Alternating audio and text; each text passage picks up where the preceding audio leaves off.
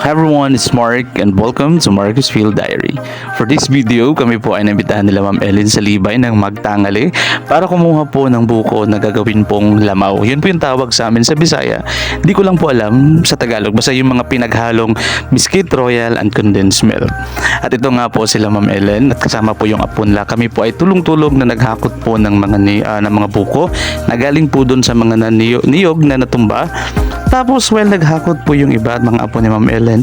Ito po sila Ma'am Ellen at Ma'am Ellen na ako nag-prepare po ng tanghalian, ang kinilaw at ang tinolang bulis na isda. At kasama na rin po yung pritong tamban.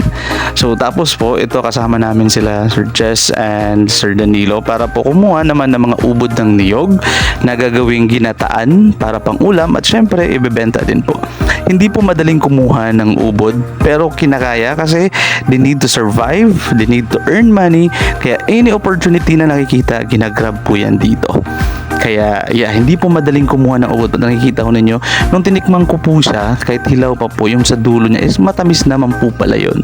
Kaya yun lang po mula. Stay tuned for another video. Ingat po ang lahat. This is Mark na nagsasabing ingat ang lahat. Bye-bye!